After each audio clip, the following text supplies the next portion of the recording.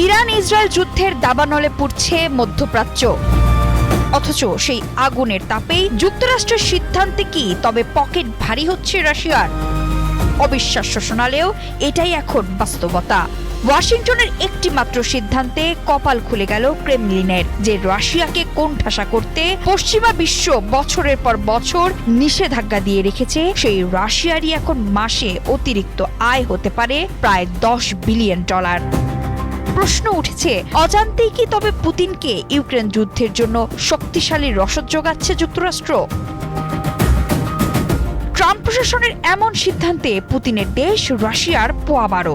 সম্প্রতি মার্কিন অর্থ সচিব স্কট বেসেন্ট ঘোষণা করেছেন, সমুদ্রপথে রাশিয়ার তেল কেনায় এখন থেকে আর কোনো বাধা নেই। ট্রাম্প প্রশাসনের দাবি, বিশ্ববাজারে তেলের দাম নিয়ন্ত্রণ রাখতে এই পদক্ষেপ নেওয়া হয়েছে, কিন্তু বিশ্লেষকদের হিসাব বলছে ভিন্ন কথা। Centre for research on energy and clean এয়ারের মতে, এই শিথিলতার কারণে পুতিনের কোষাগারে মাসে কয়েক বিলিয়ন ডলারের বৃষ্টি হতে পারে। মিত্রদের পিঠে ছুরিকাঘাত করল যুক্তরাষ্ট্র। তাই তো জার্মান চ্যান্সেলর ফ্রেডরিক মার্চ সহ G7 এর ইউরোপীয় সদস্যরা ট্রাম্পের এই সিদ্ধান্তে রীতিমতো ক্ষুব্ধ। ইউরোপ যখন নিজেদের জ্বালানি সংকট সামলে রাশিয়ার তেলের উপর 90% নিষেধাজ্ঞা ধরে রেখেছে, তখন মার্কিন প্রশাসনের এই ইউটার্ন ইউরোপের প্রচেষ্টাকে পঙ্গু করে দিচ্ছে। বিশ্লেষকদের মতে, নিষেধাজ্ঞা একবার উঠে গেলে তা পুনরায় কার্যকর করা প্রায় অসম্ভব, যা রাশিয়ার জন্য এক দীর্ঘমেয়াদী লাইফলাইন হয়ে দাঁড়িয়েছে। এখন প্রশ্ন উঠছে, ট্রাম্পের এই সিদ্ধান্ত কি নিছকই তেলের বাজার সামলানোর কৌশল, নাকি এর পেছনে লুকিয়ে আছে পুতিনের সাথে কোনো গোপন সমঝোতা? সবচেয়ে মজার বিষয় হলো, রাশিয়া কেবল অর্থই পাচ্ছে না। মার্কিন কর্মকর্তাদের মতে, রাশিয়া এখন ইরানকে মার্কিন সামরিক অবস্থানের গোপন তথ্য দিচ্ছে।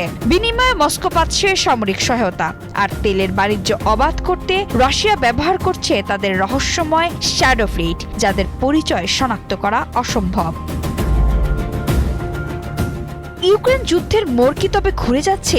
এই বিষয়ে পিটারসন ইনস্টিটিউটের সিনিয়র ফেলো এলিনা রিবাকোভা সতর্ক করেছেন যে, এই আর্থিক সুবিধা পেলে আগামী 6 মাসের মধ্যে ইউক্রেন যুদ্ধে রাশিয়া আরও ভয়াবহ আক্রমণাত্মক হয়ে উঠতে পারে। ট্রাম্প কি তবে মধ্যপ্রাচ্য শান্ত করতে গিয়ে ইউক্রেনকে আরও বিপদের মুখে ঠেলে দিলেন? নিষেধাজ্ঞার কূটনৈতিক হাতিয়ার হারিয়ে ফেলে কি তবে মস্ত বড় ভুল করে ফেলল ওয়াশিংটন? প্রশ্নটা এখন আর কেবল তেলের দাম নয়, প্রশ্নটা হলো, নিজের স্বার্থ হাসিল করতে গিয়ে আমেরিকা ইউক্রেনকে রাশিয়ার প্লেটে সাজিয়ে দিল না তো?